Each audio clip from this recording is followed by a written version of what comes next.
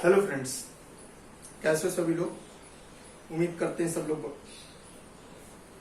Hello friends, कैसे हो सभी लोग। उम्मीद करते हैं सब लोग बहुत अच्छे होंगे, बढ़िया होगी और अच्छे से क्लास कर रहे होंगे। हरीश जी अकेडमी में आपका स्वागत है। और हम लोग इंडियन पॉलिटी में बहुत अच्छे से कर रहे हैं, बहुत डीपली कर रहे हैं, क्योंकि एम लक्ष्मीकांत हम लोग जो है बेस बना के ले रहे हैं और एम लक्ष्मीकांत की हम लोग कर रहे हैं। ठीक है, और हम लोग ने बहुत अच्छे से 5 चैप्टर कंप्लीट कर चुके हैं और ये 6ठा चैप्टर हम लोग आज स्टार्ट करने जा रहे हैं। ठीक है, एम लक्ष्मीकांत की अगर बात करें तो हम लोग ये 6th चैप्टर है, दैट इज सिटीजनशिप, नागरिकता। ठीक है, ये जो सिटीजनशिप है, नागरिकता का चैप्टर हम लोग स्टार्ट करने जा रहे हैं।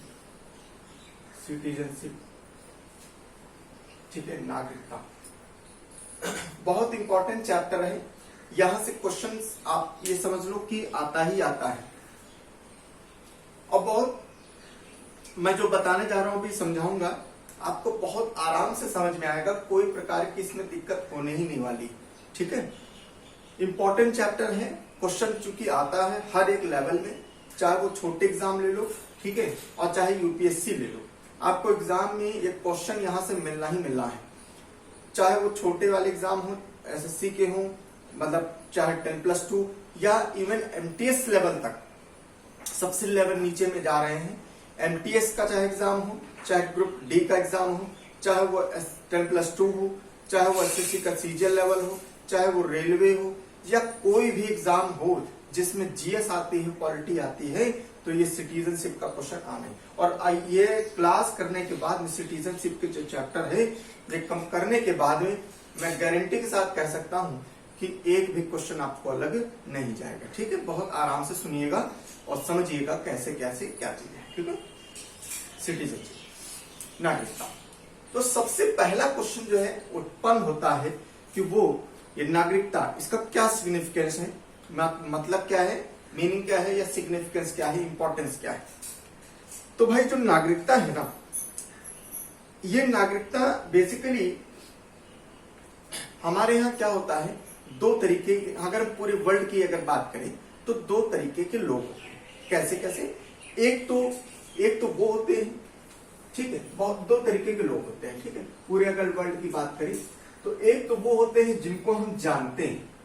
ठीक है, जिनको हम जानते हैं तो उनको हम नोन कहते हैं। ठीक है, नोन माने जो जानते हैं जिसको, ठीक है, पहचाने हुए लोग। ठीक है, और एक होते हैं अननोन, एक होते हैं अननोन जिनको हम नहीं जानते हैं। ठीक है, जिनको हम नहीं जानते हैं। ठीक है, तो एक नोन हो गए, एक अननोन हो गए। तो अगर हम इंडिया और रेस्ट ऑफ द वर्ल्ड की अगर बात करें तो क्या होता है, जो हमारे देश के हैं, जो देश के नागरिक हैं, सिटीजनशिप है, उनको हम लोग सिटीजन बोलते हैं। क्या बोलते हैं, उनको हम सिटीजन बोलते हैं। और जो जिनको हम नहीं जानते हैं, इसका मतलब क्या है, इसका मतलब यह है कि इंडिया से बाहर, देखो एलियन का मतलब होता है, एलियन का मतलब होता है वो लोग जिनको हम नहीं पहचानते हैं, मतलब नहीं पहचानते इन द सेंस क्या, कि सिटीजनशिप के रूप में, मतलब अब कंट्री के बाहर के लोग हैं। ठीक है, तो अननोन लोग, इसको क्या कहेंगे हम लोग, एलियन कहते हैं। ठीक है, एलियन माने अननोन लोग। ठीक, on the part of citizenship, मतलब हमारी कंट्री जो है, इस कंट्री के बाहर के लोग वो क्या हो जाएंगे, वो एलियन हो जाएंगे। ठीक है, वैसे एलियन का शाब्दिक रूप जो है मतलब क्या हो जाता है कि वो लोग जिसको हम नहीं जानते हैं। ठीक है, जैसे याद करो, जो कोई मिल गया मूवी आई थी, ठीक है, तो जादू नहीं आ जाता है, जादू ऊपर से आता है ना, तो उसको क्या कहते हैं, एलियन आ गया, क्योंकि क्या वो दूसरे प्लेनेट से आया है, उसको हम लोग नहीं पहचानते हैं। ठीक है, तो उसको एलियन कहा जाता है। ठीक, तो इस संदर्भ में हम लोग क्या, एलियन कौन है, जो इंडिया के बाहर के लोग हैं उनको एलियन कहते हैं। समझ में है। ठीक, जिनके पास भारत की नागरिकता नहीं है उनको एलियन कहा जाता है। ठीक, पहली बात। दूसरी बात, अब आते हैं कि इसकी इंपॉर्टेंस क्या है सिटीजनशिप की। तो सिटीजनशिप की इंपॉर्टेंस ये है कि साहब जो इंडियन जो सिटीजन हैं, जो हमारे भारत के जो नागरिक हैं, उनको बहुत सारे राइट्स, इतने ज्यादा राइट्स दिए जाते हैं, ठीक है, जो कि एलियंस को नहीं दिए जाते। ठीक है, जो बाहर के लोग हैं जिनके पास इंडिया की नागरिकता नहीं है उनको नहीं दिया जाता है। ठीक है, इस चैप्टर में आपको मैं ये भी दर्शन कराऊंगा कि हमारा भारत जो है, हमारा भारत इतना उदार है, इतना लिबरल है ना कि पूछो नहीं। ठीक है, जो जिसको पा रहा उसको ले लेता है, जिसको पा रहा उसको ले लेता है, और ऐसा नहीं कि भाई किसी को गोद ले लिया तो उसको जो है कोई इसमें भेदभाव करता है, कोई भेदभाव नहीं। ठीक, बिल्कुल, चाहे वो गोद लिया हुआ इंसान हो, चाहे वो खुद के यहाँ जन्मा हुआ हो, ठीक है, कोई भेदभाव नहीं, सबको समान जो है राइट दिया जाता है। ठीक है, बहुत इंपॉर्टेंट चैप्टर है, बड़ा मजा आएगा। Citizen are the full member of Indian state and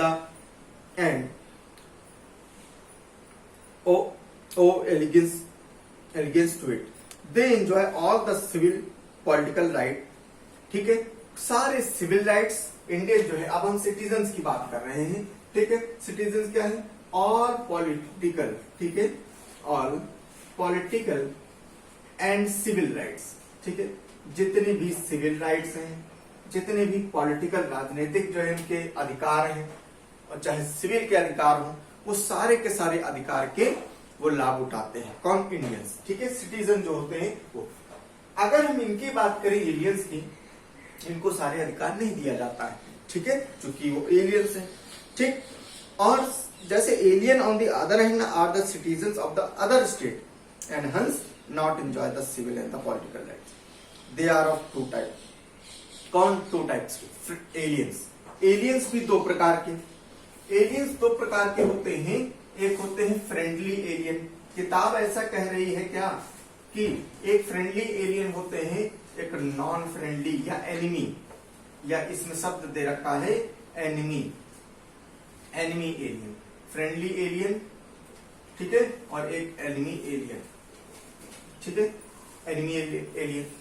अब देखो ये क्या होता है भाई, देखो एलियन तो एलियन, इसमें ये क्या, तो इसमें ये इसका क्या मतलब होता है? फ्रेंडली एलियन वो होते हैं जिनको, देखो एलियन मैंने आपको क्या बताया कि हमारे देश की जो सीमा है, इस देश की सीमा के बाहर के लोग, उनको एलियन कहा जाता है।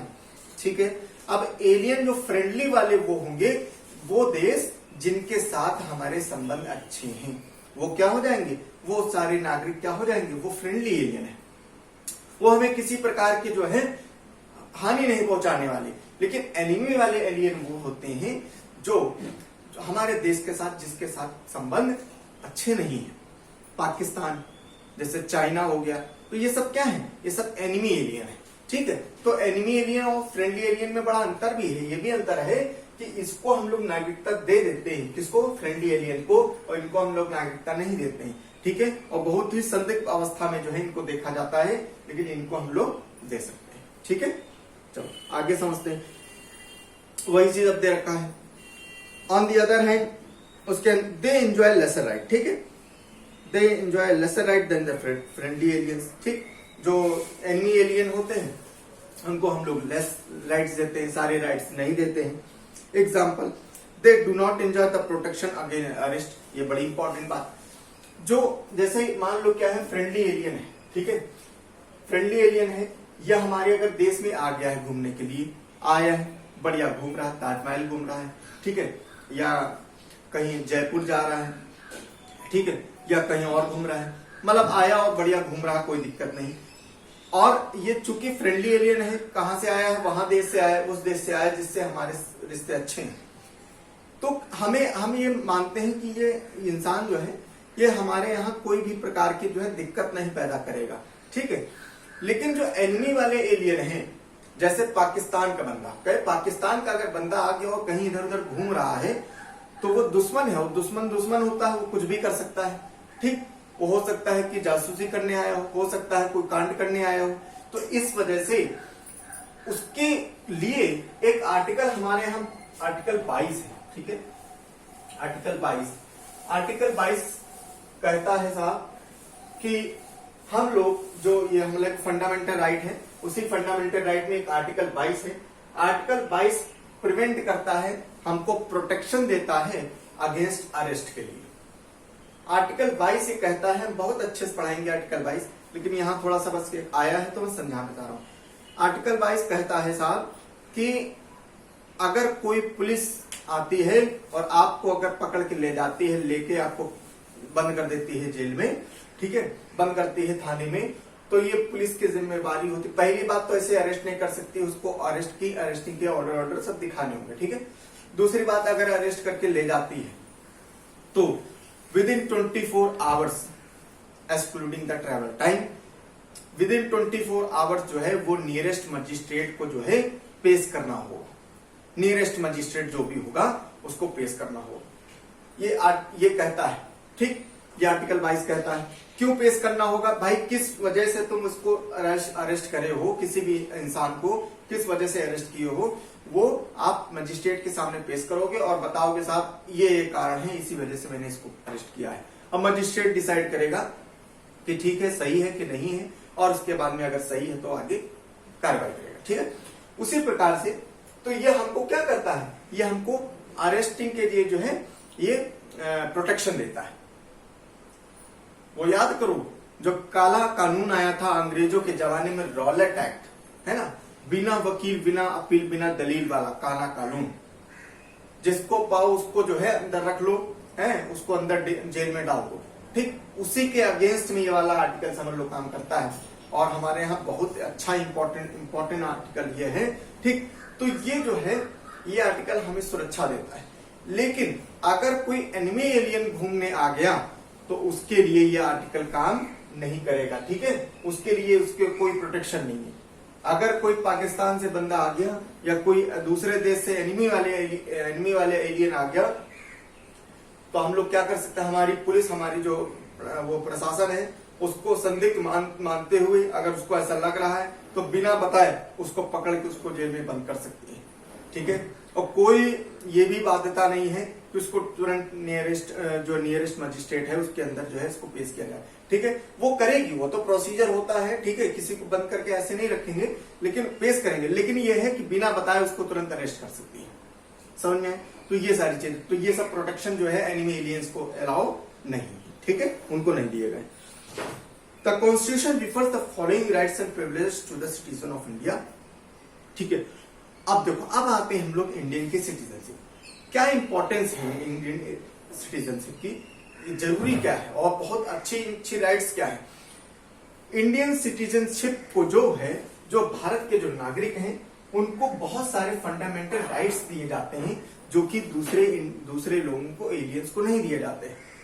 जैसे article number 15, article number 16, article number 19, article number, ये डाल देते हैं, आर्टिकल नंबर 29, आर्टिकल नंबर 29, ठीक, आर्टिकल 30। ये आर्टिकल के अंतर्गत जो है हमें हर इंडियन सिटीजन को जो इंडियन वाले होते हैं उनको जो है कुछ राइट्स दिए गए जो कि सिर्फ इंडियंस को ही मिलेंगे। जो सिटीजन होंगे उन्हीं को मिलेंगे, एलियंस को नहीं दिए जा सकते। जैसे आर्टिकल 15 कहता है कि there should be no discrimination among the race, place of birth, ठीक, रेस के आधार पर, ठीक है। उनके जो रेस होती है, जो उनके, और प्लेस ऑफ बर्थ है, जन्म का स्थान है, आप कहां पर जन्म आपका जो है हुआ है, इससे कोई मतलब नहीं है, ठीक है। आप इंडियन हो, दैट मीन्स आपको सारे राइट्स मिलेंगे। आपके साथ में कोई भी प्रकार का भेदभाव नहीं हो सकता प्लेस ऑफ बर्थ के आधार पर, जन्म के स्थान के आधार पर, आपके कास्ट के आधार पर, आपके जेंडर के आधार पर, मेल हो, फीमेल हो, थर्ड जेंडर हो, कोई भी प्रकार का जो है भेदभाव नहीं होने वाला, ठीक है। तो ये सारी चीजें हैं, ये सिर्फ और सिर्फ किसको मिलेंगी, ये सिर्फ और सिर्फ ये इंडियन सिटीजन्स को ही मिलती हैं, जो कि और किसी को नहीं मिलेगी, ठीक है। आर्टिकल नंबर 16 कहता है कि वो पब्लिक एम्प्लॉयमेंट के बारे में, no discrimination on public employment to the Indians, ठीक। इंडियंस को चाहे वो किसी भी धर्म का हो, किसी मजहब का हो, किसी कोई भाषा बोलता हो, कहीं पर जन्मा हो, ठीक, तो उसके बेसिस में किसी भी प्रकार का जो है मतभेद नहीं होना चाहिए। पब्लिक एम्प्लॉयमेंट्स में सबको समान अवसर मिलता है, ठीक है, चाहे वो जनरल हो, चाहे वो ओबीसी हो, चाहे वो एससी हो, चाहे एसटी हो, चाहे वो माइनॉरिटी किसी का भी हो, ठीक है, तो वो सबको, ये किसको मिलता है, वो सिर्फ सिटीजन्स को ही मिलता है, ठीक है। और जैसे 19 की बात करें, 19 में जितना अधिकार दे रखा है, ठीक है, 19 में जितना भी हम लोग को फ्रीडम ऑफ स्पीच है, हम लोग आराम से बढ़िया खड़े होके कुछ अपनी बात को कह सकते हैं। आर्टिकल 19 के अंतर्गत फेसबुक है, व्हाट्सएप है, आराम से हम लोग कोई भी चीज अपनी मन की बात हम लोग कह पाते हैं। अभी देखो एक उसका ट्रेंड चल रहा है, बॉयकॉट का ट्रेंड चल रहा है, ठीक है, तो बॉयकॉट हम लोग कर पा रहे हैं क्योंकि हम लोग के पास ये राइट आर्टिकल नंबर 19 है। इस आर्टिकल 19 के अंतर्गत हम ये सारी बातें कह पा रहे हैं, और यही हमारा देश की जो है संस्कृति है। ये हमारे देश जो है इतना लिबरल है, ये आप खुद ही देख लो, इतना लिबरल होने को, क्योंकि आप कहीं और देश में आप चले जाओगे, आप खुल के नहीं बोल सकते हो। हमारे यहाँ जो मर्जी आ रही है, आप बॉयकॉट करना चाह रहे हैं, देखो एक जनता के अंदर इतनी पावर है कि बॉयकॉट में आ गई तो सारी के सारा बॉलीवुड जो है इसकी बैंड बज रही है, ठीक है। तो ये चीजें हैं जो हमारा आर्टिकल 19 के अंतर्गत जो है आप कर सकते हो, ठीक है।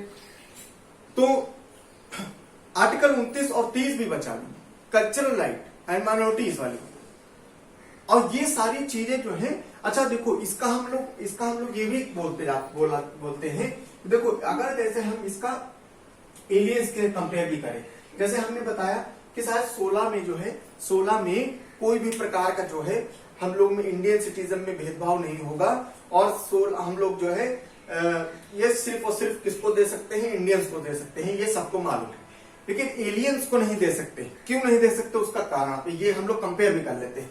एलियंस को अगर दे दिया, अगर एलियंस को दे दिया, जैसे अगर हम लोग एलियंस को देना स्टार्ट कर दिए ये वाला राइट, तो हुआ क्या, तो जैसे मान लो चाइना के लोग हैं या पाकिस्तान के लोग हैं, ठीक है, जैसे पाकिस्तान का ही ले लो, पाकिस्तान के लोग जैसे ही यूपीएससी का फॉर्म आएगा, ठीक है, यूपीएससी का फॉर्म आएगा या स्टेट पीएससी का फॉर्म आएगा, स्टेट पीएससी का, ठीक है, स्टेट पीएससी का फॉर्म आएगा, तुरंत पाकिस्तान वाले क्या करेंगे, खूब कायदे दबा के तैयारी करेंगे, ठीक है, और दबा तैयारी करने के बाद में कहां भर्ती हो जाएंगे, या स्टेट पीसीएस में, या यूपीएससी में, या एसएससी में, या कहीं भी सेंट्रल गवर्नमेंट में या स्टेट गवर्नमेंट में। तो क्या होगा फिर, देखो इससे दो कारण है। पहली बात तो इनके यहाँ को भाई बहुत सारे लोग आ जाएंगे, ठीक, हमारे यहाँ जॉब करने के लिए, ठीक, तो होगा क्या कि हमारी इंटरनल सिक्योरिटी सारी चीजें अब ये लोग जान जाएंगे, क्योंकि ये लोग एनिमी हैं, ठीक, और ये सारे लोग जब हमारे यहाँ काम करेंगे तो हमारे यहाँ किस तरीके से काम होता है और क्या क्या चीजें हैं उसमें ये सारी चीजें जान जाएंगे, पहली बात। दूसरी बात क्या है कि साहब ये बताओ, जब इतना बड़ा देश है, हमारी इतनी जनसंख्या है और अनएम्प्लॉयमेंट की इतनी बड़ी समस्या है, और उस केस में अगर हम भारत भाई सबसे पहली बात तो हम भारत को एम्प्लॉयमेंट देंगे कि इनको देंगे, तो इस वजह से हम ये वाली राइट्स जो है इनको नहीं देते हैं, ठीक है। अगर हम लोग 16 वाले राइट इनको दे दिए तो क्या हो जाएगा, हमारे देश के लिए भी जो है खतरा भी हो जाएगा, और प्लस हमारे देश में जो युवा है उसको एम्प्लॉयमेंट नहीं मिल पाएगा, यही लोग मारते रह जाएंगे, ठीक है। जैसे चाइना वाले आएंगे, खुद अपनी भाषा में जो है पढ़ लेंगे, और पढ़ने के बाद में क्या होगा, यहाँ पर सिलेक्शन पा जाएंगे, ठीक, पता चला अच्छे पोस्ट पर ये लोग बैठ गए और बैठ के जो है कंट्रोल कर रहे हैं, ठीक, मैनिपुलेशन हो जाएगा, और फिर क्या होगा, ये सारी इंफॉर्मेशन जो है अपने देश को देंगे और देश उसको जो है अपने हिसाब से मॉडिफाई करेगा, समझ में। तो ये सारी चीजें बहुत है ना। और जैसे आर्टिकल 19 जैसे मैंने बताया कि आर्टिकल 19 सिर्फ इंडियन को दिया गया, इंडियन जो है जो चाहे आराम से बोल सकते हैं, कोई दिक्कत नहीं, हम बोलेंगे, हमारे अंदर हमारे इंडियंस जैसे हैं, तो इंडियंस के बीच में क्या है, मतभेद हो सकता है, समझ लो, मतभेद हो सकता है। जैसे हम नॉर्मल एक एग्जांपल की बात करें, हम अगर हम पॉलिटिकल पार्टीज की बात करें, भाई देखो सिंपल सी बात है, अगर हम लोग नॉर्मल इंडियंस हैं तो नॉर्मल इंडियंस मतलब जैसे हम लोग हैं, ठीक है, हम लोग क्या करेंगे, हम लोग अपनी बात रख सकते हैं फेसबुक पर, कोई बात है, जैसे बॉयकॉट का ट्रेंड चल रहा है तो बॉयकॉट वाला कर सकते हैं। नेता नगरी की अगर बात करें, ठीक, पॉलिटिक्स की बात करें, तो पॉलिटिक्स में भी क्या मतभेद हो सकता है, लेकिन हमारे इंडिया के खिलाफ नहीं हो सकता, कभी इंडिया के खिलाफ कोई नहीं, मतभेद हो सकता है, पार्टी के बीच में मतभेद हो सकता है, ठीक, एक पार्टी दूसरी पार्टी के जो है अवगुण बताती है, ठीक है, कहीं कुछ बताती है कि साहब ये हमारे जो है भाजपा वाले हैं ये खराब हैं, या कुछ लोग कहते हैं भाजपा वाले बहुत अच्छे हैं, कांग्रेस वाले बहुत खराब हैं, या बहुत कुछ लोग कहते हैं कांग्रेस वाले अच्छे। तो ये अपनी अपनी वो थिंकिंग है, अपनी अपनी सोच है, ठीक है। तो ये आराम से आप कह सकते हो, लेकिन आप ये नहीं कह सकते हो ये सारी, ये हम लोग इंडियंस कह सकते। लेकिन अगर यही चीज हम लोग ने एलियंस के बारे में कह दिया, एलियंस के बारे में अगर हम लोग ने ये राइट दे दिया, तो एलियंस क्या करेंगे, एलियंस आएंगे और एलियंस तो भैया अपने ही पाकिस्तान के अगर लोगों को अगर ये चीज दे दिया, राइट दे दिया, पाकिस्तान क्या कहेगा, पाकिस्तान जिंदाबाद है। तब तो फिर ये वाली बात आ जाएगी। तो जैसे जो गदर मूवी में है वही वाली बात हो जाएगी।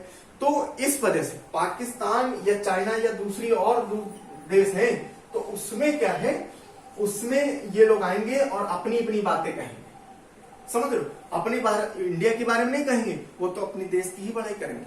तो इस वजह से सेंटिमेंट्स जो है, इंडियंस के सेंटिमेंट्स, अगर मान लो फॉर एग्जांपल छोटी सी बात है, कोई पाकिस्तान का बंदा आता है, ठीक है, और वो कोई जनता इकट्ठा करके, ठीक है, और नारेबाजी कर रहा है, और नारेबाजी कर रहा है, भाषण दे रहा है, तो वो भाषण देगा, सिंपल सी बात है कि वो अपने ही देश के बारे में कहेगा, पाकिस्तान के ही बारे में अच्छा बोलेगा, ठीक। और उससे होगा क्या, उससे होगा ये कि जो जनता है, जनता के अंदर जो है उसके सेंटिमेंट्स गड़बड़ाएंगे, और जैसे सेंटिमेंट्स जो है गड़बड़ाए तो बवाल हो सकता है, ठीक है, उपद्रव हो सकता है, ठीक, मारमारी हो सकती है, ठीक है। इस वजह से जो है ये सारी चीज राइट्स जो है इनको नहीं दी गई, समझ में आया, ठीक, यही कारण है।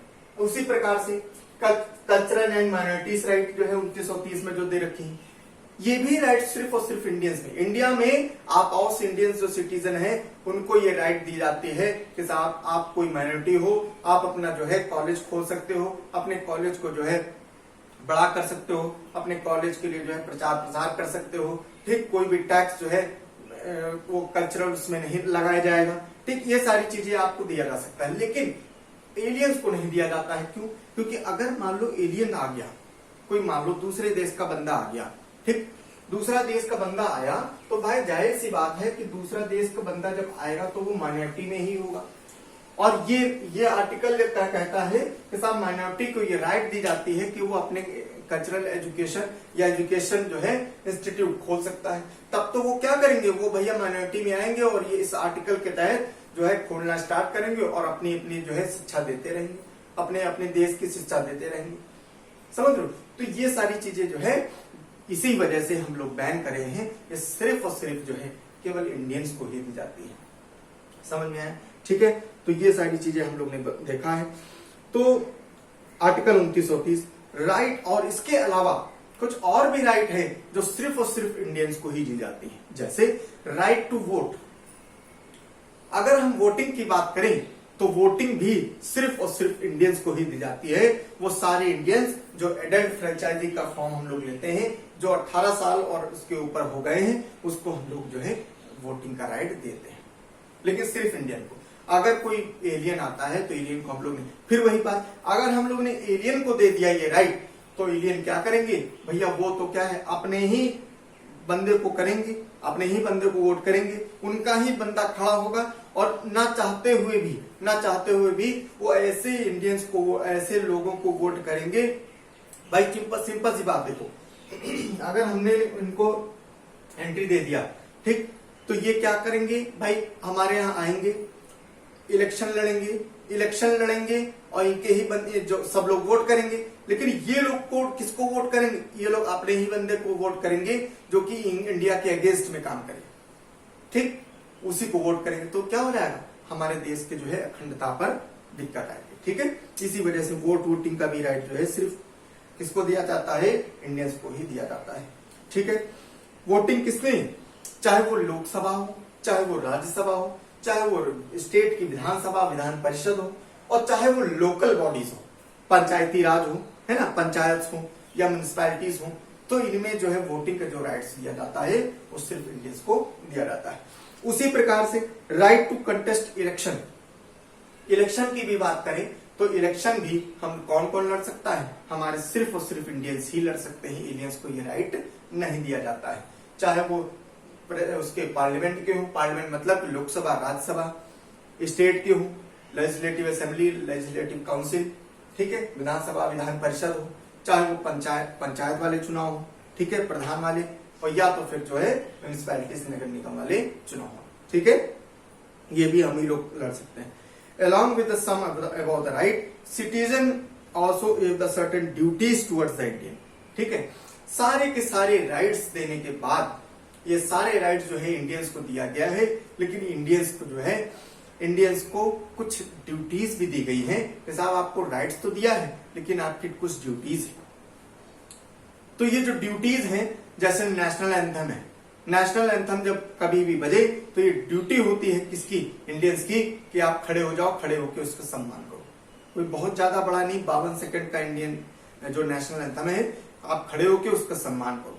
झंडा है तो झंडा ऊंचा रहे हमारा, ठीक, झंडा हमेशा ऊंचा रहे, ठीक, झंडे का कभी अपमान नहीं होना चाहिए। जैसे अभी क्या हुआ, अभी हर घर वो तिरंगा जो है का कंसेप्ट चला, तो हुआ क्या कि ये सारी चीजें, ये सबका ये ड्यूटी बनती है, ठीक, ये भारतीय होने के नाते सबकी ड्यूटी बनती है कि हम लोग तिरंगे को लगाएं। जो 13 से 15 तारीख तक जो सिस्टम था, हम लोग तिरंगा को लगाएं, और लगाने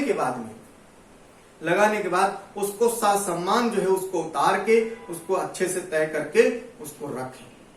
ये नहीं कि तिरंगा, इसमें जो है एक मतलब ये दिक्कत भी हुई थी कि साहब जो पता चला कुछ लोग लगा तो लिए, उसके बाद में इधर से उधर फेंक रहे हैं, फेंकोगे तो कानूनी कार्रवाई होगी, ठीक है, वो क्योंकि नेशनल फ्लैग है, हमारी प्राइड है ये, ठीक है। नेक्स्ट, तो जो जैसे नेशनल क्या क्या हमारी ड्यूटीज, जैसे पेइंग टैक्स, हम लोग टैक्स पे करें, ठीक, हमारे जो टैक्स हमारे जो जिम्मे आता है वो हम, चाहे इनकम टैक्स हो, चाहे वो प्रॉपर्टी टैक्स हो, चाहे वो किसी प्रकार का टैक्स हो, ठीक, अगर हम रेस्टोरेंट जाते हैं, कोई सामान खरीदते हैं, तो वो सारी चीजें जो टैक्स का पेमेंट है वो हम लोग आराम से बिना किसी भेदभाव से जो है हम लोग टैक्स पे करें, ठीक। उसके बाद जैसे हम लोग respecting the national flag, national anthem, defending the country and so on. In Indian both the citizen by birth as well as the naturalization citizen are eligible for the office of the president by the USA और अच्छा, duties की अगर हम जो बात अभी कर रहे थे, तो ड्यूटीज की बात जो हमने बताया कि चूंकि सारी की सारी जो राइट्स अभी हमने बताया, आर्टिकल 15, 16, 17, 16, 29 और 30, ये सारी राइट्स मैंने बताया क्या है, ये केवल और केवल जो है इंडियंस को दी जाती है, और ड्यूटीज भी होती है वो सिर्फ और सिर्फ किसके ऊपर है, ड्यूटीज इंडियंस के ऊपर है, एलियंस के ऊपर ड्यूटी की बाध्यता नहीं है, ठीक है, ड्यूटी की बाध्यता नहीं है। अब जैसे फॉर एग्जांपल नेशनल एंथम है, नेशनल एंथम कोई एलियंस, जैसे मान लो कोई यूएसए का बंदा हमारे यहाँ रहता है, पढ़ाई कर रहा है, या मान लो कोई और देश का बंदा पढ़ाई कर रहा है या कुछ और काम कर रहा है, कहीं जॉब कर रहा है, कहीं कुछ कर रहा है, तो देखो हमारी ड्यूटी बनती है, नेशनल एंथम जब स्टार्ट होता है तो हम खड़े हो जाए, ठीक। अब कोई यूएसए का बंदा है, अब मान लो अगर वो नहीं खड़ा होता, वो उसकी ड्यूटी के ऊपर कोई बाध्यता नहीं खड़ा होता, कोई बात नहीं, नेशनल एंथम जैसे बजना स्टार्ट हुआ तो वो नहीं खड़ा होता तो कोई बात नहीं, कोई मतलब एकदम बाध्यता नहीं उसके ऊपर, ठीक है, जैसे उसके ऊपर ड्यूटीज कोई वो नहीं है तो उसके ऊपर कोई बाध्यता भी नहीं, ठीक है। उसी प्रकार से हमारे यहाँ अब देखो, जैसे जो मैंने बताया आपको कि हम लोग इतने लिबरल है, इंडिया इतनी लिबरल है क्योंकि हमारे यहाँ जो सिटीजनशिप है वो सिटीजनशिप चाहे बर्थ से हो, चाहे वो जिस प्रकार से हो, चाहे नेचुरलाइजेशन हो, ठीक है, चाहे नेचुरलाइजेशन हो, किसी भी प्रकार से जो सिटीजनशिप है उनमें राइट्स में कोई भी प्रकार की भेदभाव नहीं है। समझ में, जिसको भी सिटीजनशिप दिया गया है उसके लिए समान राइट। हमने अभी स्टार्टिंग में आपको क्या बताया कि साहब हमारे यहाँ इतना हम लोग जो है भारत माता जो है, भारत माता हम लोग जो बोलते हैं, तो भारत माता इतनी अच्छी माता है कि अपने पुत्र में और किसी भी पुत्र को अडॉप्ट करने में, दोनों में किसी भी प्रकार के जो है भेदभाव नहीं करती, ठीक है, वो वाला कंसेप्ट है। तो इतना लिबरल, इतना जो है अच्छा देश हमारा है, ठीक है।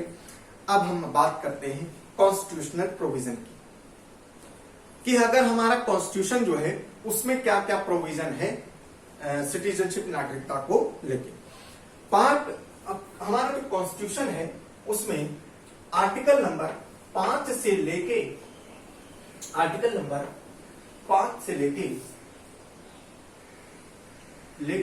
11 तक दे रखा है। और पार्ट की अगर बात करें तो पार्ट नंबर 2 डील करता है संविधान का पार्ट नंबर 2 भाग 2 और आर्टिकल 5 से 11 बात करता है हमारे नागरिकता के बारे में, सिटीजनशिप के बारे में। लेकिन जो सिटीजनशिप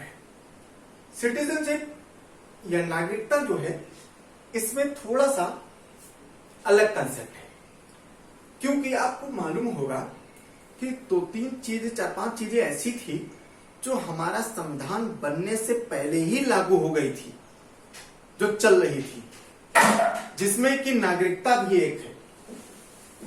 भाई कॉन्स्टिट्यूशन हमारा बनके तैयार लागू हुआ 26 जनवरी 1950, लेकिन क्या नागरिकता का क्वेश्चन बहुत पहले से आ गया था। जैसे जब आजादी हुई, आजादी 1947 में, तो आजादी के बाद में, अभी हम लोग आगे देख रहे हैं, आजादी के बाद में जब जैसे ही हुआ तो भाई कोई बंदा इंडिया कोई इंडिया छोड़ के पाकिस्तान जा रहा है, कोई पाकिस्तान वाले इंडिया में आ रहे हैं, ठीक है। तो इधर से उधर बाउंड्री जब बन गई तो अब किसको क्या बोले, किसको नागरिकता देना है, किसको नहीं देना है, ये सारी चीजें जो हुई। तो अगर ये कॉन्स्टिट्यूशन तो उस समय बना नहीं था, तो इस वजह से हम लोग का जो ये नागरिकता का कंसेप्ट है ये हम लोग का पहले से ही चल रहा था, ठीक है। तो आगे हम लोग देखते हैं the constitution deal with the citizenship from article 5 से 11 under part 2 however it contain neither the permanent nor the elaborate provision of the this regard. ये परमानेंट कंसेप्ट नहीं है। कौन सा? आर्टिकल नंबर 5 से लेके 11 तक ये परमानेंट कंसेप्ट नहीं है। क्यों परमानेंट नहीं है? क्योंकि देखो क्या है, आर्टिकल नंबर 5 से लेके 11 तक जो भी है ये क्या है, ये सिर्फ और सिर्फ जो है इसके बारे में बताता है कि साहब आप नागरिकता ले सकते हो, आपकी नागरिकता जा सकती है, बस इतनी बात है। लेकिन पूरा जो कंसेप्ट है कि नागरिकता में बहुत सारे लोप है, नागरिकता में बहुत बार अमेंडमेंट हुआ करते हैं, तो इसकी जो संपूर्ण ताकत, संपूर्ण जो पावर दी गई है वो संसद को दी गई है। संसद ये डिसाइड करता है, समय समय पर ये चेंजेस लाया करता है। संसद ये डिसाइड करता है कि साहब किसको नागरिकता देनी है और किसकी नागरिकता को हटाना है। समझ में बहुत सारे इसके लिए कानून भी आए हैं ताकि जो है इसको समय समय पर जो है अमेंड किया जा सकते, ठीक है। जैसे it only identified the person who became the citizen of India and commences at its commencement that is on 26 January 1950।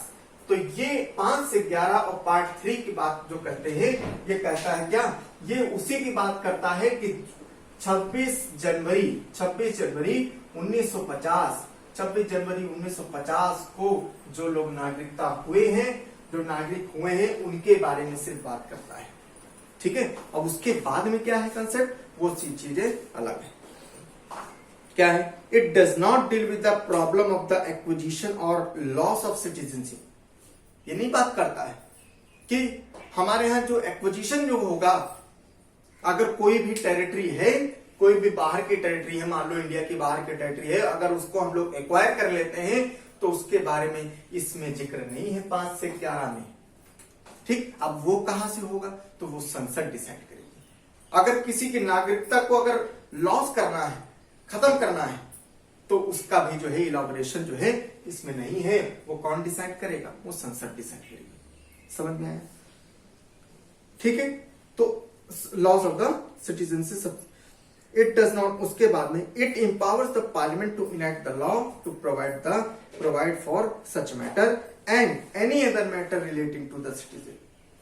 Accordingly the parliament enacted the citizenship act 1955।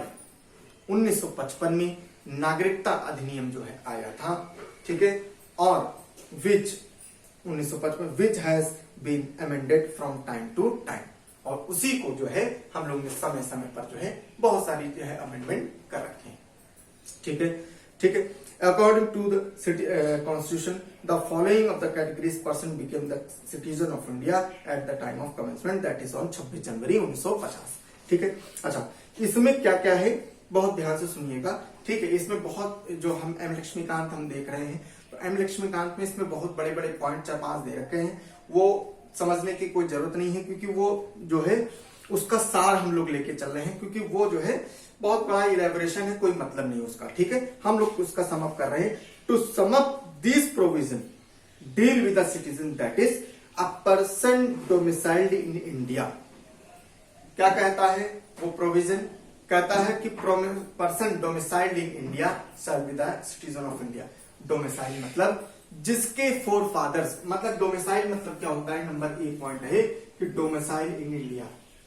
Domicile in India. ठीक है, in India मतलब इसका है कि साहब जो जिसके परदादा दादा, ठीक है, पापा और हम, मतलब क्या है इंडिया में ही रहते हैं, जिसकी नागरिकता क्या है इंडिया की है. ठीक है, चाहे वो आजादी के पहले की बात हो, चाहे वो अब की बात हो, वो हमेशा इंडिया में ही रहा है. ठीक है, उसके जो निवास है वो इंडिया में ही है, तो उसको जो है क्या कहा जाएगा, इंडियन सिटीजनशिप कहा जाएगा. वो क्या है, उसको सिटीजनशिप ऑफ इंडिया दिया जाएगा. Person migrated from the Pakistan. कौन कौन इंडियन है, कौन कौन इंडियन बताया जा रहा है. Person migrated from people, migrated person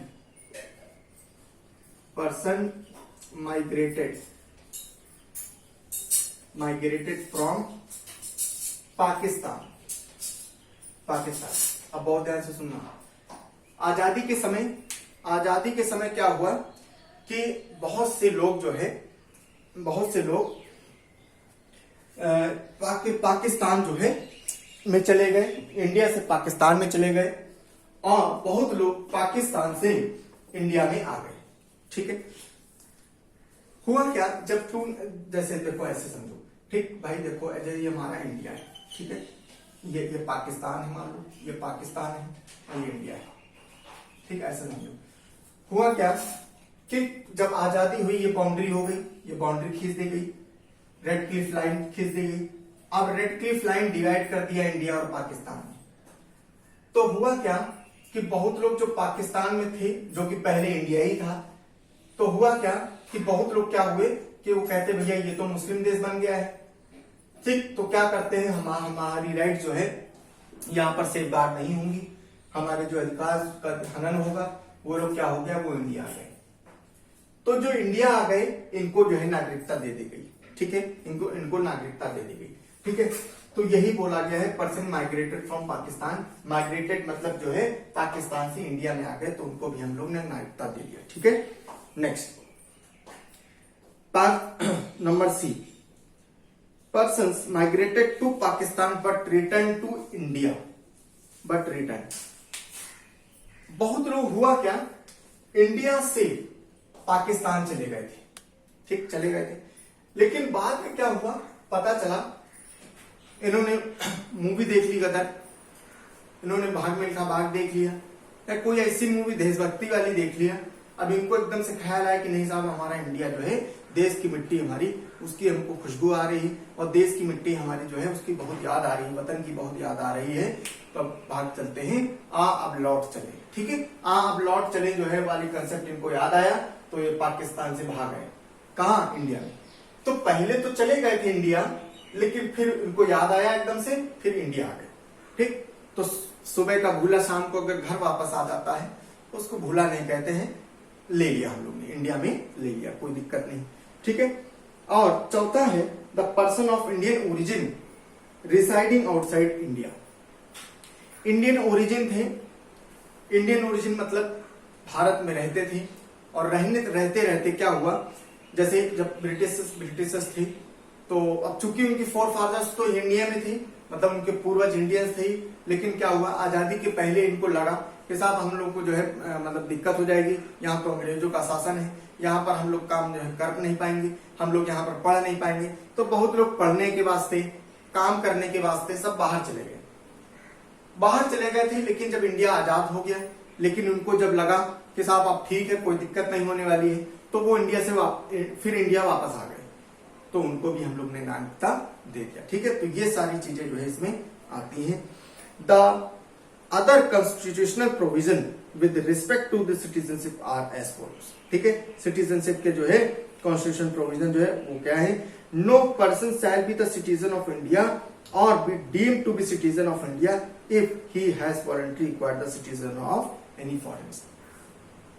ये बड़ा इंपॉर्टेंट पॉइंट, इसमें कुछ प्रोविजंस भी ऐसे भी हैं कि साहब कोई भी व्यक्ति इंडिया का वो इंडियन सिटीजनशिप खो देगा अगर उसने किसी भी फॉरेन कंट्री का सिटीजनशिप ले लेता है, उसी समय ये खो देगा। हम जैसे मान लो हम किसी भी देश के नागरिक हैं, ठीक है, हाँ मान लो हम यही के इसके नागरिक हैं, पर्सन ए ऐसे करते हैं, पर्सन ए है, मिस्टर ए है, तो मिस्टर ए क्या है, इंडियन सिटीजनशिप है, इंडियन है ये, ठीक है, इनको भारत की नागरिकता मिली हुई। अब इनको लगा कि साहब कि इंडिया में जो है ठीक नहीं चल रहा है और ये चले गए दूसरी जगह चले गए, मान लो पाकिस्तान चले गए, चाइना चले गए, यूएसए चले गए, कहीं चले गए और उन्होंने यूएसए की नागरिकता ले लिया। अब यूएसए की नागरिकता लेने के बाद में तुरंत जो है इंडियन सिटीजनशिप जो है कैंसिल हो जाएगी। क्यों? क्योंकि इंडिया डील करता है, इंडिया सिंगल सिटीजनशिप बात करता है, हमारे यहाँ डुअल सिटीजनशिप का कंसेप्ट नहीं है, हमारे यहाँ डुअल। तो यहाँ पर क्या हो जाएगा, मिस्टर ए की जो है सिटीजनशिप इंडिया की नलिफाई हो जाएगी, मतलब कैंसिल हो जाएगी। ठीक है, every person who is or deemed to be citizen of India shall continue to be such citizen subject to the provision of law made by parliament. अगर जो कोई भी बंदा है वो अगर इंडियन सिटीजनशिप है और तो वो क्या है, इंडियन सिटीजनशिप ही रहेगी उसके साथ में, जब तक उसमें कोई प्रोविजन जो है अगर संसद नहीं करता है। अगर संसद अगर कोई, जब तक संसद अगर कोई डिसीजन, जैसे मान लो यही मिस्टर ए है, भारत के नागरिक हैं और नागरिक हमेशा रहेंगे, कोई दिक्कत नहीं, लेकिन अगर संसद ने अगर कोई ऐसा नियम बना दिया कि साहब अब ये ऐसे लोग यहाँ पर इंडिया में नहीं रह सकते, इंडिया के सिटीजनशिप नहीं हो सकते, तो क्या हो जाएगा, ये नागरिकता इनकी चली जाएगी। समझ में?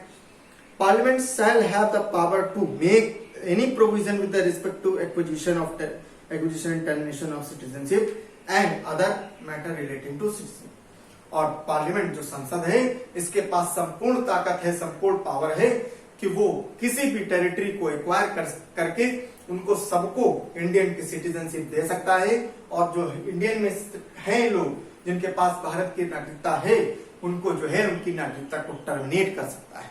तो किसके पास पावर है? संसद के पास। ठीक है, संसद के पास में ये सारी पावर है। ठीक है, बहुत इंपॉर्टेंट बातें हैं, आपको मैं उम्मीद करता हूं ये सारी बातें आपको समझ में आ रही हैं। ठीक है, चलो आगे चलते हैं। आगे हम लोग जो चल रहे हैं, बहुत ध्यान से सुनिएगा सब लोग, ठीक है, क्योंकि आगे हम लोग थोड़ी बातें और समझते हैं। ठीक है, और पूरी बातें तो नहीं हो पाएंगी, क्लास लंबी हो जाएगी, इस वजह से हम लोग थोड़ी बातें समझते हैं। हम लोग जो सिटीजनशिप एक्ट 1955 है, 55 है, the citizenship act 1955 provide for the acquisition और loss of citizenship after the commencement of the constitution. ठीक है, और हमारे यहाँ एक्विजिशन ऑफ जो सिटीजनशिप है, हम लोग सिटीजनशिप जो है कैसे कैसे एक्वायर कर सकते हैं, वो सारी बातें आज हम लोग समझने जा रहे हैं। नंबर 1, पहला चीज जो है कैसे कैसे हम लोग कर सकते हैं। देखो अभी देखो हमारे साथ में यहाँ क्लास में पढ़ने का मजा यही है, फायदा यही है कि हम आपको सारी चीजें बहुत डीप समझा रहे हैं। ठीक है, नहीं तो किताबों में क्या दे रखा है कि साहब 5 तरीके हैं, 5 तरीके से आप ले लो, खत्म, ये है ये खाली इतने तरीके हैं और इतने तरीके से जो है आप सिटीजनशिप ले सकते हो, उसके अलावा आप नहीं ले सकते। ठीक, बस हो गया। लेकिन हम क्या पढ़ा रहे हैं आपको, हम आपको बिल्कुल अंदर तक डीप पढ़ा रहे हैं ताकि आप कोई भी चीजें दिक्कत नहीं होनी चाहिए। ठीक है, चलो तो सबसे पहला पॉइंट जो है हम लोग कैसे कैसे सिटीजनशिप ले सकते हैं, तो नंबर 1 आता है बाय बर्थ।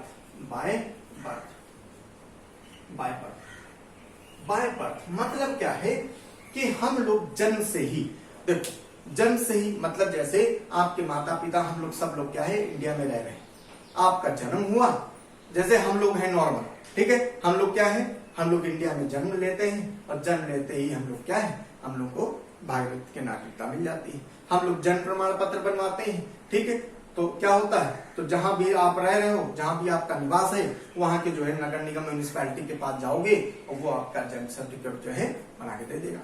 ठीक, तो आप क्या है, आप भारत के नागरिक हो, आपके डोमिसाइल भी बना देगा। ठीक, तो ये सारी चीजें हम भारत के नागरिक, तो जन्म से ही a person born in India on or after 26 January. देखो ये बहुत इंपॉर्टेंट पॉइंट है। अब यहां से अंदर की बात जो है वो चीज हम बताने जा रहे हैं, बहुत ध्यान से सुनिएगा। अ पर्सन बॉर्न इन इंडिया, ठीक है, जो भारत में जो है बॉर्न हुआ है ऑन और आफ्टर 26 जनवरी 1950, ठीक है, बट बिफोर 1 जुलाई 1987, ठीक है। इसका मतलब क्या है कि देखो जो 26 जनवरी 1950 से पहले, ठीक है, से पहले या से लेके जुलाई 1987 से लेके 1 जुलाई 1987, ठीक है, 1 जुलाई 1987, इस टाइम पीरियड के बीच में अगर कोई बंदा बॉर्न होता है, ठीक है, बॉर्न होता है in India by birth irrespective of the nationality of his parent. देखो बहुत ध्यान से समझना, बहुत ध्यान से समझना। पॉइंट नंबर 1 हम कहने जा रहे हैं, कोई भी इंसान है जिसका जन्म 26 जनवरी 1950 से लेके, उसके पहले भी 26 जनवरी 1950 को जन्म होता है या उसके बाद में और 1 जुलाई 1987 के बीच में किसी का जन्म होता है इंडिया में, ठीक है, तो उसको जो है इंडियन सिटीजनशिप दी जाएगी इर्रेस्पेक्टिव ऑफ पेरेंट्स उसके कहां के हैं, पेरेंट्स उसके बाहर के हैं, यूरोप के हैं, ऑस्ट्रेलिया के हैं, यूएसए के हैं, पाकिस्तान के हैं, चाइना के, कहीं के भी हो, इससे मतलब नहीं है। कोई भी इंसान जिसका जन्म ये 26/1/1950 जब हमारा संविधान लागू हुआ उस तारीख से लेके 1 जुलाई 1987 तक अगर जन्म होता है तो वो क्या है, वो इसको इंडियन सिटीजनशिप दी जाती है। सब समझ में आया? ठीक, आगे समझो। अ person born in India on or after 1 July 1987 is considered as Indian citizen only if either of his parents is in India at the time of birth। ठीक है, और अब आगे समझो। इसके बाद में अगर कोई भी व्यक्ति कोई का जन्म जो है अगर होता है इंडिया में, तो क्या होगा कि उसके आइदर ऑफ द पेरेंट्स, मतलब कोई भी पेरेंट्स जो है उसमें, चाहे आइदर ऑफ द पेरेंट्स मतलब चाहे उसकी मम्मी चाहे उसके पापा जो है, जब टाइम ऑफ बर्थ के समय जब उसका जन्म होता है, किसी भी इंसान का जन्म होता है, इसके बाद में तो उसके आइदर ऑफ पेरेंट्स मतलब चाहे उसके मम्मी चाहे उसके पापा, मदर या फादर, ठीक, कोई भी एक इंडियन सिटीजनशिप उसके पास होनी चाहिए। समझ में? कोई भी इंडियन सिटीजनशिप इसके पास होनी चाहिए, तो क्या हो जाएगा, इसको भी क्या मिल जाएगा, इंडियन सिटीजनशिप मिल जाएगी। क्लियर है? ठीक। Further, those born in India on or after 3 दिसंबर 2004। अब देखो इसके बाद में 3 दिसंबर 2004, देखो ये बार बार अमेंडमेंट हो रहा है, उसी से समझ में आ रहा है। Those born in India on or after December 3, 2004 are considered citizen of India only if both their parents are the citizen of India, on of whose parents is a citizen of India and the other is not the illegal migrant। ठीक है, देखो further those born in India on or after December are considered only if both of their parents are India and both of their parents are citizen of India, or one of whose parent is citizen of India and other is not illegal migrant at the time of birth. ठीक है, अब देखो क्या हुआ है, इसके बाद में क्या हुआ है, इसके बाद में हुआ ये है कि साहब यहां तक तो समझ में आए। इसके बाद में बोला क्या कि 3 दिसंबर 2004 3 दिसंबर 2004 के बाद में या उस तारीख को या उसके बाद में वो लोग सिटीजनशिप के कैटेगरी में आएंगे जिनके आइदर ऑफ द या तो फिर क्या हो मदर एंड फादर दोनों इंडियन सिटीजनशिप हो, दोनों क्या हो इंडियन सिटीजनशिप हो, इंडियन सिटीजनशिप मिली हो, ठीक, इंडियन सिटीजन पहली बात। या तो फिर दोनों नहीं है अगर, तो इसमें क्या है, अगर मदर है तो फादर इलीगल माइग्रेंट ना हो। इलीगल मतलब अवैध तरीके से भारत में ना रह रहा हो, ठीक है। या तो फादर है तो मदर अवैध रूप से इंडिया में ना रह रही हो, तो फिर उनको सिटीजनशिप दी जाएगी, ठीक है, उनको दी जाएगी। The children of the foreign diplomats posted in India, the children of foreign diplomats posted in India and enemy aliens cannot acquire Indian citizenship by birth, ठीक है। और इसके अलावा क्या है कि अगर इसके अलावा देखो क्या हो रहा है कि अगर कोई भी बंदा जो फॉरेन डिप्लोमेट्स, हमारे फॉरेन के डिप्लोमेट्स हैं, हमारे भारत में काम कर रहे हैं, ठीक है, लेकिन उनका अगर कोई बच्चा हुआ इंडिया में तो उनको बर्थ से ही इंडियन सिटीजनशिप नहीं दी जाती है। समझ में आए, ठीक है। मैं उम्मीद करता हूं एक बार आपको फिर से समझा रहे हैं ताकि आपको अच्छे से समझ में आए, ठीक है, कि बर्थ वाला कंसेप्ट क्या कहता है। बर्थ वाला कंसेप्ट ये कहता है कि साहब 26 जनवरी 1950 जब हमारा संविधान लागू हुआ, उस तारीख से लेके 1 जुलाई 1987 तक किसी का भी जन्म अगर भारत होता है, ठीक है, और उसके मम्मी पापा कहीं के भी हो, अगर उसका जन्म भारत में होता है और लेकिन उसके मम्मी पापा कहीं के भी हो, ठीक है, उससे कोई मतलब नहीं है, उसको भारत की नागरिकता दी जाएगी, पहली बात, ठीक।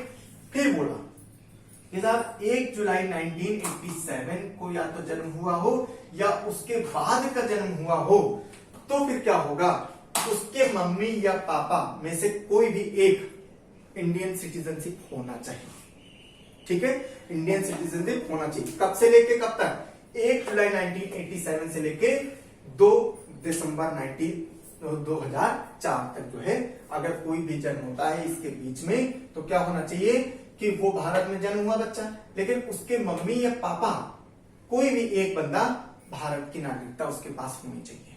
क्लियर है। अब आते हैं फिर तीसरा पॉइंट। 3 दिसंबर 2004 को या तो जन्म हुआ हो या उसके बाद में जन्म हुआ हो, तो उसके बोथ द पेरेंट्स के पास इंडियन सिटीजनशिप होनी चाहिए। और अगर नहीं है तो या तो अगर मम्मी के पास इंडियन सिटीजनशिप है तो फादर इलीगल माइग्रेंट नहीं होना चाहिए, मतलब अवैध रूप से हमारे यहाँ भाग के ना आया हो। या तो अगर पापा के पास वो सिटीजनशिप है तो उसकी मम्मी अवैध रूप से भाग के ना आई हो यहाँ पर, ठीक है, समझ में आया, ठीक। तो ये बर्थ क्या प्रोसेस है कि बर्थ के द्वारा कैसे कैसे आप इंडियन सिटीजनशिप ले सकते हो। और इसके अलावा एक बात और बोली गई है बर्थ में, क्या कि अगर कोई फॉरेन का बंदा है, इंडिया में ड्यूटी करता है, उसकी नौकरी है, फॉरेन डिप्लोमेट्स है, और उसके बच्चे का जन्म होता है इंडिया में वो ड्यूटी के दौरान, तो उसको बाय बर्थ उसको इंडियन सिटीजनशिप नहीं मिलेगी। समझ में आया? पक्का? मैं उम्मीद करता हूं बर्थ वाला कंसेप्ट आपको समझ में आया होगा, ठीक है। चलो एक और भी समझ लेते हैं डिसेंट, क्योंकि फिर क्लास लंबी हो जाएगी। बाय डिसेंट, ठीक है। अब आता है बाय डिसेंट। डिसेंट माने क्या होता है, a person born outside India on or after 26 January 1950, ठीक है। Person born in India on or after, ठीक है। देखो हाँ चलो डिसेंट वाला कर लेते हैं क्योंकि क्लास थोड़ा लंबी हो रही है, इसलिए चलो। A person born outside India by descent second concept में पढ़ रहा हूँ, ठीक है, इसको बहुत ध्यान से सुनिएगा, ठीक है।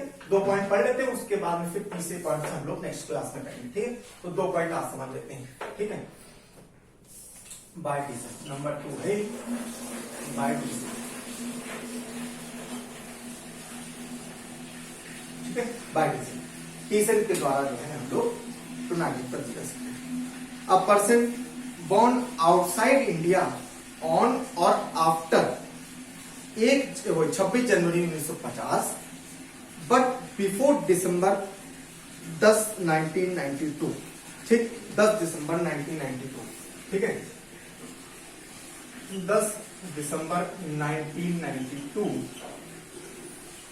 26 जनवरी 1950, मतलब कि कोई भी व्यक्ति जो इंडिया के बाहर जिसका जन्म हुआ हो 26 जनवरी 1950 से लेके 10 दिसंबर 1992, ठीक है, is a citizen of India by decent if his father was citizen of India at the time of birth.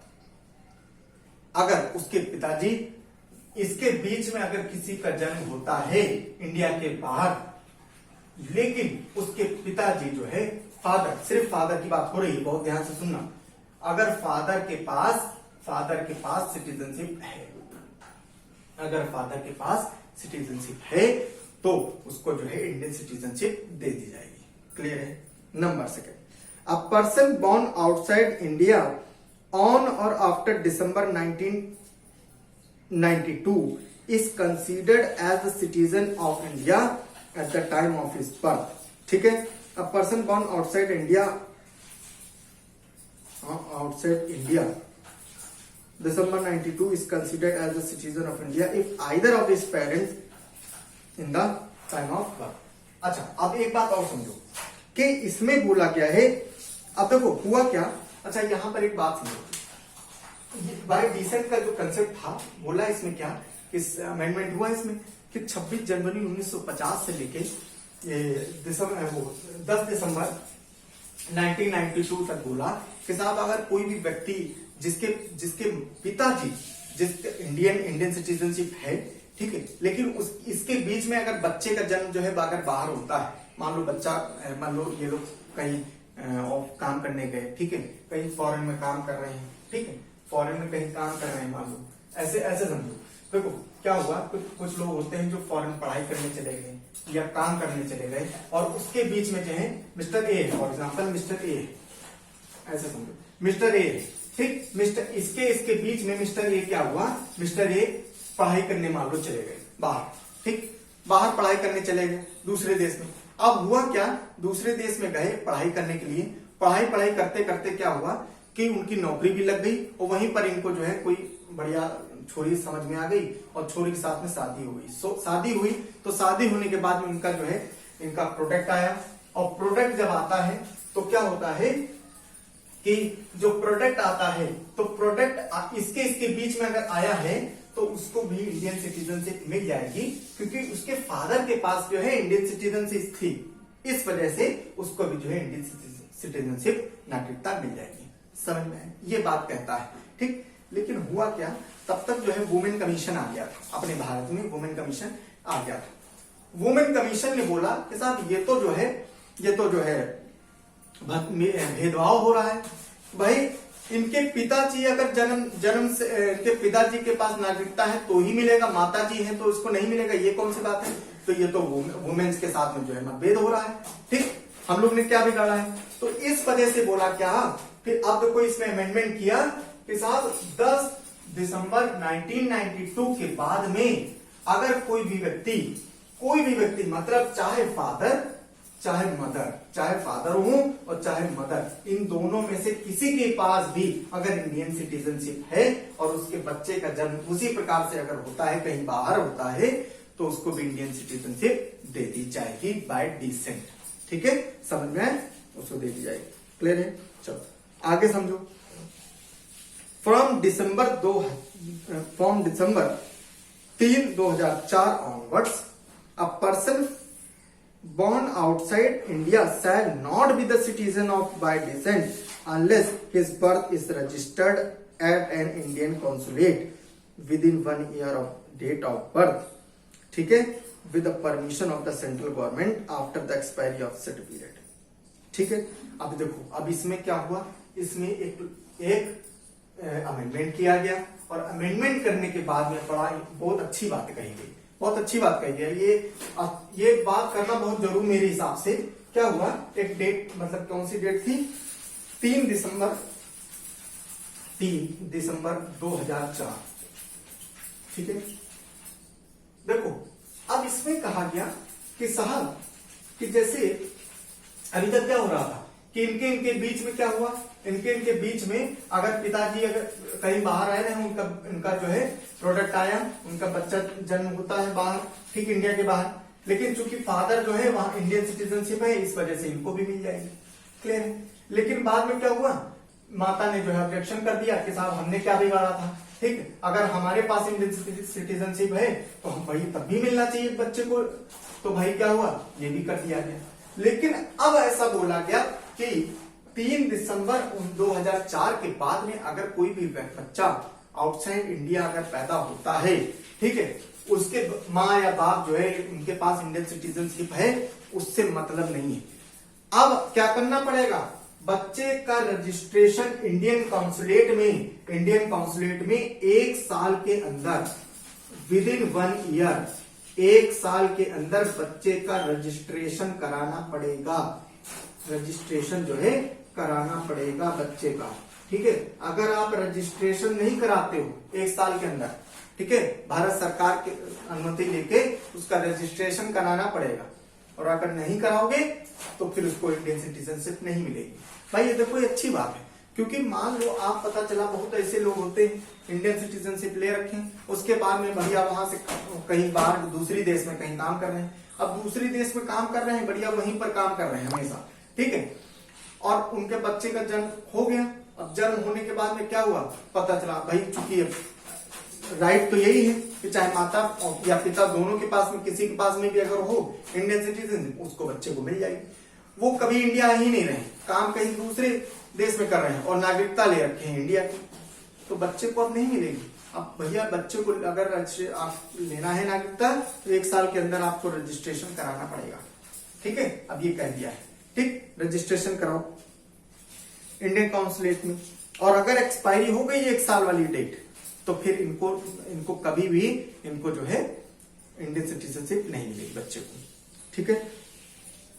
फिर an application for the registration of the birth of a minor child to an Indian consulate shall be complete by the undertaking within the writing of the parents of such minor child that she does not hold the passport of another country। और देखो simple सी बात है, इसमें एक शब्द और जोड़ा गया है कि साहब जब रजिस्ट्रेशन आप कराओगे तो उसमें ये आप बताओगे क्या कि इस बच्चे के पास में किसी भी प्रकार का, किसी अदर कंट्री का कोई पासपोर्ट